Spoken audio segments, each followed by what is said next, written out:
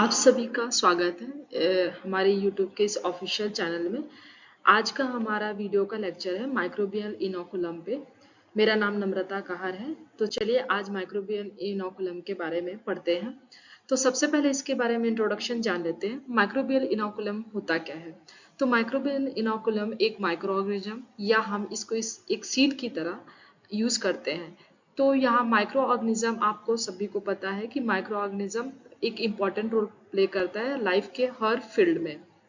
तो अगर हमको माइक्रोबियल इनोकुलम को अगर ऐसे डिफाइन करना है तो हम क्या कह सकते हैं कि किसी लेबोरेटरी में हम जब लिविंग कल्चर को ऑब्टेन करते हैं किसी नेचुरल सोर्स से और उसको एक कल्चर मीडिया में ग्रो कराते हैं, सॉइल प्लांट कहीं से भी लेके उसको प्रोसीड कराते हैं, that is called microbial inoculum.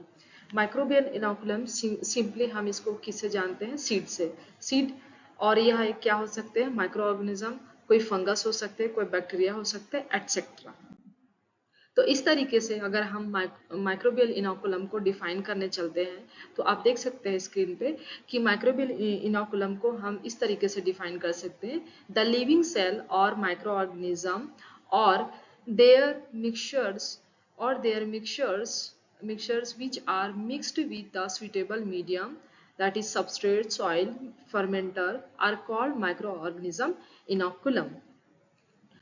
And अभी अब हम अगर देखते हैं माइक्रोबियल इनोकुलम्स के और क्या क्या टाइप्स हो सकते हैं तो अगर देखते हैं बेसिक जो 4 टाइप्स के होते हैं, एक bacterial inoculum, fungal inoculum, algae inoculum, yeast और अदर माइक्रोबियल इनोकुलम।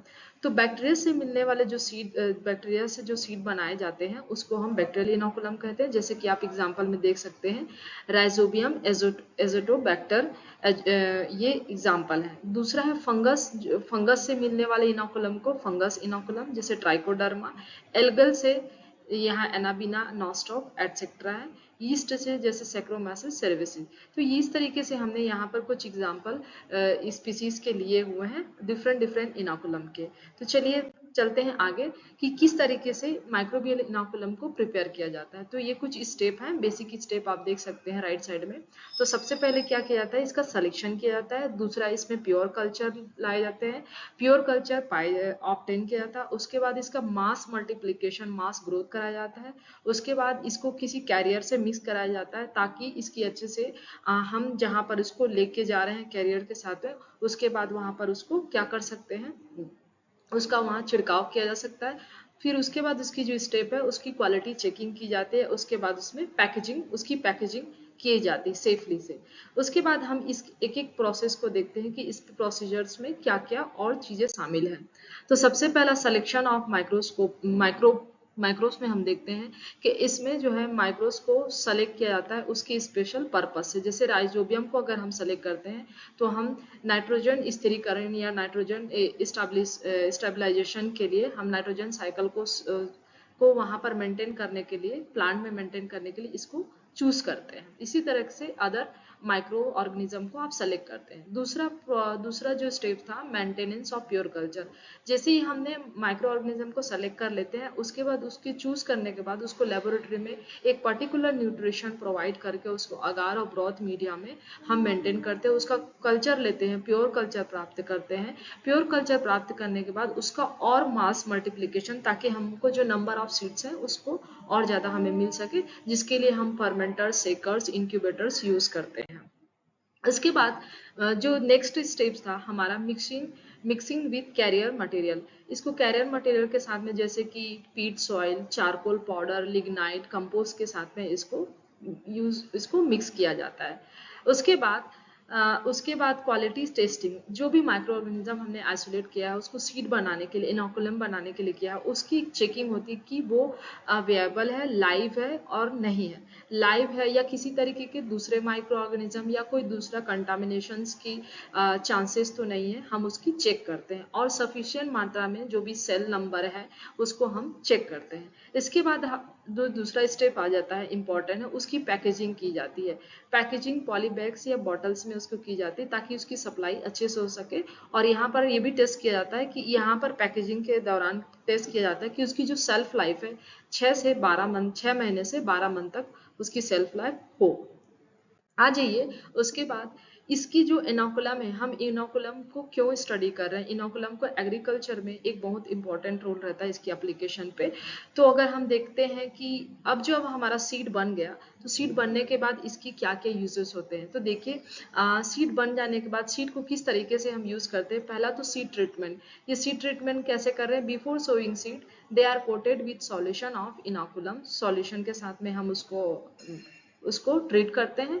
जैसे कि example seed of rhizobium, rhizobium को लिया, उसके बाद इसको हम लोग किस किस बेनिफिट्स के लिए यूज कर रहे हैं, जैसे कि हम जर्मिनेशन, सीड की जर्मिनेशन के लिए एक होता है माइक्रो ऑर्गेनिज्म जो रूट्स में रहते हैं ताकि प्लांट की ग्रोथ के लिए को प्रमोट कर सके, नाइट्रोजन स्टेबलाइजेशन के लिए, उसकी अवेलेबिलिटी के लिए उसको इंक्रीज कर सकते हैं उसकी ग्रोथ के लिए। उसके बाद सॉइल में अप्लीकेशन देते हैं हम किसी भी इनोकुलम को, जैसे इसके लिए क्या क्या यूज करते हैं हम, काउ डंक यूज करते हैं, मैन्योर यूज करते हैं, कंपोस्ट यूज करते हैं, जो कि सॉइल की फर्टिलिटी को बनाए रखने में हेल्प करते हैं। तो इस तरीके से कुछ क्वांटिटी और एग्जाम्पल यहाँ पर भी मैंने दिए हुए हैं, यू कैन सी इट।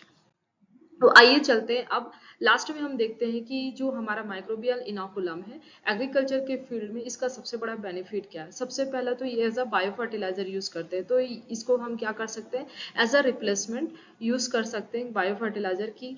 किसी और केमिकल को यूज किए बिना हम फर्टिलाइजर के रूप में बायो फर्टिलाइजर ये यूज कर सकते हैं, जो कि हमारे सॉइल के लिए और हमारे प्लांट के ग्रोथ के लिए हेल्पफुल है, ज़्यादा बेहतर केमिकल कंपाउंड से। उसके बाद दूसरा है, जैसे कि हम इसके लो इनपुट से जो हम हमारी जो ग्रोथ है, यील्ड होती है, उसकी हाई आउटपुट अपन को मिल सकती है। तीसरा, ये इको फ्रेंडली रहता है। इको फ्रेंडली इसलिए क्योंकि ये सीड बनते हैं, फिर अपना ग्रो होते हैं, ग्रो होने के बाद ये फिर से आपको जो एनवायरनमेंट में कंपाउंड्स है उसको रिसाइकल करेंगे, जिससे ये इको फ्रेंडली होंगे, हमारे एनवायरनमेंट के लिए वो हार्मफुल नहीं होंगे। उसके बाद फोर्थ जो है फर्टिलिटी, सॉइल की फर्टिलिटी को भी बनाए रखने में हेल्प करता है, जैसे कि हमने पहले ही डिस्कस कर लिया। तो इस तरीके से माइक्रोबियल इनोकुलम एग्रीकल्चर फील्ड में एक बड़ा ही इम्पॉर्टेंट टेक्निक है, और एक इम्पॉर्टेंट टेक्निक के रूप में सीड को हमने यहाँ पर यूज करते हैं। तो ये मैंने कुछ चार्ट दिया हुआ है माइक्रोबियल इनोकुलम का, जैसे आप देख सकते हैं माइक्रोबियल इनोकुलम के कुछ एग्जांपल, और किन किन क्रॉप्स में इसको यूज किए जाते हैं और किस विधि से इसको यूज किए जाते हैं, कौन कौन से प्रोसीजर्स है और क्या क्या इसके इसके फायदे हैं, हम यहाँ पर देख सकते हैं। तो इस तरीके से ये हमारा माइक्रोबियल इनोकुलम यही खत्म होता है। Thank you so much. Thank you.